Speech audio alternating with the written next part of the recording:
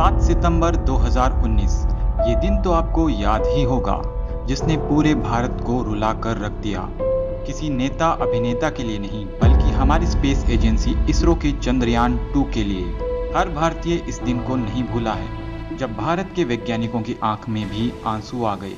इन सब का कारण था चंद्रयान 2।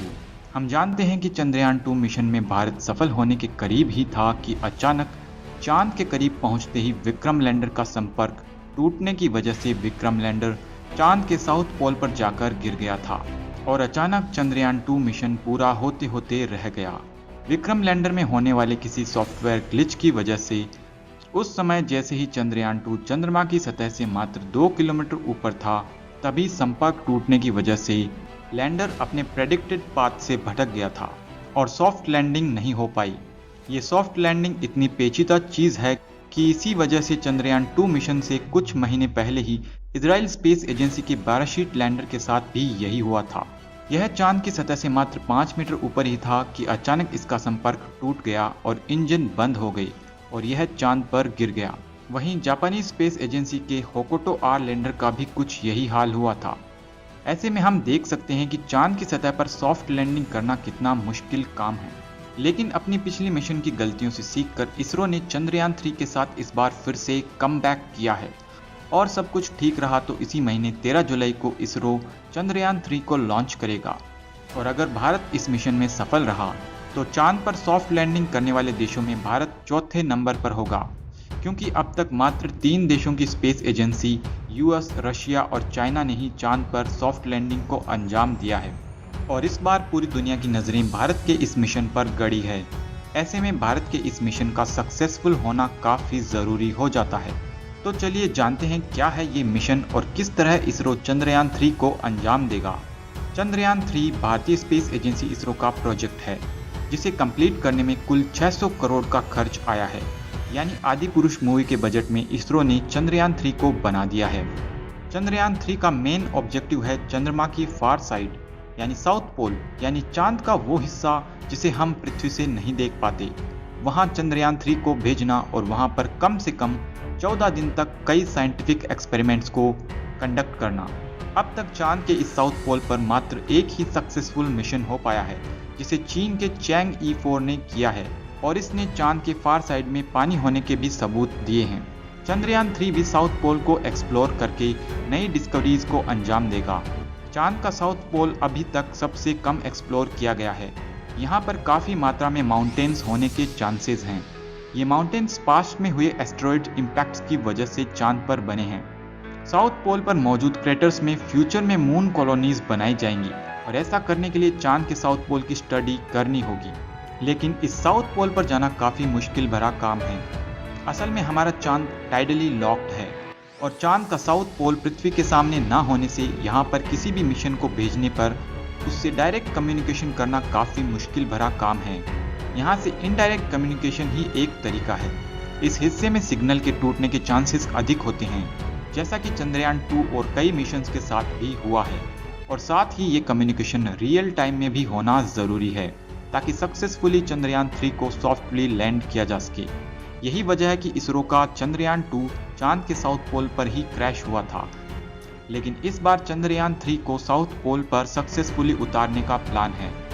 चंद्रयान 3 3 हिस्सों में डिवाइडेड है। इसमें एक रोवर, एक प्रोपल्शन मॉड्यूल और एक लैंडर मौजूद है। जहां पर लैंडर और रोवर चंद्रयान 2 के विक्रम लैंडर और प्रज्ञान रोवर की ही तरह है, लेकिन चंद्रयान 2 के ऑर्बिटर की जगह चंद्रयान 3 में एक प्रोपल्शन मॉड्यूल होगा। इस बार इसमें ऑर्बिटर नहीं होगा, बल्कि चंद्रयान 2 का ऑर्बिटर जो ऑलरेडी चांद की कक्षा में मौजूद है, उसे कम्युनिकेशन के तौर पर इस्तेमाल किया जाएगा। चंद्रयान 3 का प्रोपल्शन मॉड्यूल एक बॉक्स लाइक स्ट्रक्चर होगा और इसके साइड में सोलर पैनल्स लगाए गए हैं और इसके ऊपर सिलिंड्रिकल स्ट्रक्चर है, जिसे इंटर मॉड्यूल अडेप्टर कोन कहा जाता है। ये प्रोपल्शन मॉड्यूल पहले चंद्रयान 3 को अर्थ ऑर्बिट में लॉन्च करेगा और फिर अर्थ ऑर्बिट से लूनर ऑर्बिट में और फाइनली लूनर ऑर्बिट से लैंडर को लॉन्च करेगा। और फाइनली इसके बाद प्रज्ञान रोवर चंद्रयान 2 के ऑर्बिटर के माध्यम से ग्राउंड कंट्रोल से कम्युनिकेट करेगा।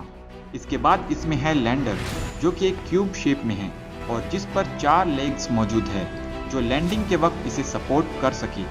साथ ही एक स्मूथ लैंडिंग के लिए इसमें थ्रस्टर्स लगी हैं जिनकी मदद से एक सॉफ्ट लैंडिंग पॉसिबल हो पाएगी। इस लैंडर का भार करीब 7500 किलोग्राम है, यानी इतनी भारी चीज अगर चांद से जाकर टकराती है तो समझ लीजिए उसका क्या हाल होगा। हालांकि चांद की ग्रेविटी धरती से 6 गुना कम है। इस लैंडर के अंदर मौजूद होगा 26 किलोग्राम का रोवर जो चांद पर आगे के एक्सपेरिमेंट्स करेगा। इसे लगातार ऑपरेट करने के लिए इसमें लगे हैं सोलर पैनल्स।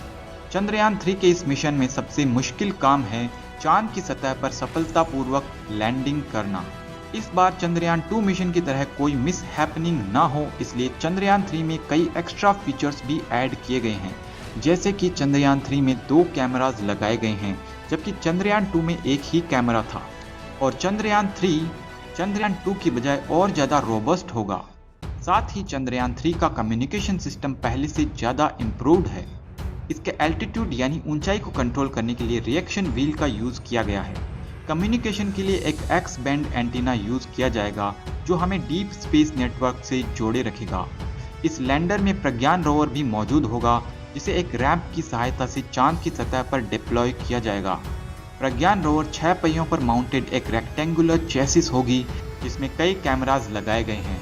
इसे कंटिन्यूस काम करने के लिए सोलर पैनल्स और डेटा ट्रांसफर के लिए कुछ एंटीना भी इस पर लगाए गए हैं। इस लैंडर में एक और इंस्ट्रूमेंट है जिसका नाम है चेस्ट यानी चंद्रा सरफेस थर्मोफिजिकल एक्सपेरिमेंट, जिसका काम होगा चांद की सरफेस की थर्मल प्रॉपर्टीज का एनालिसिस करना। चांद पर होने वाली सीस्मिक एक्टिविटी यानी भूकंप को मापने के लिए ILSA यानी instrument for lunar seismic activity भी इसमें मौजूद होगा। लैंडर में passive laser retro reflector array भी मौजूद होगा जो कि इसरो को नासा द्वारा प्रोवाइड किया गया है।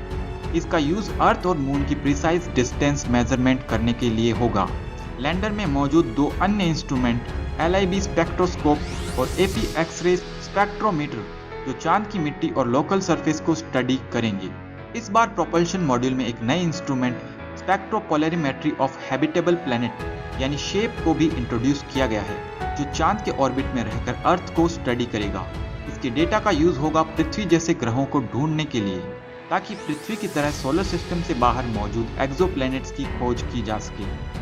चंद्रयान मिशन की वजह से जो डेटा हमें मिलेगा उसकी मदद से स्पेस एजेंसीज चांद पर कॉलोनीज बना पाएगी, क्योंकि चांद पर कॉलोनीज बनाने से चांद पर मौजूद रेयर अर्थ एलिमेंट्स जैसे हीलियम 3 का यूज किया जा सकता है।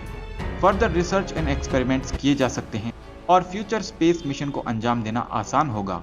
साथ ही हो सकता है कि चांद को भी फ्यूचर में एक टूरिस्ट डेस्टिनेशन के तौर पर यूज किया जा सके। तो फ्रेंड्स, मुझे लगता है इस बार 99% चांसेस है कि चंद्रयान 3 सफलतापूर्वक चांद की सतह पर लैंड कर पाएगा। आपको क्या लगता है कमेंट में मुझे ज़रूर बताएं।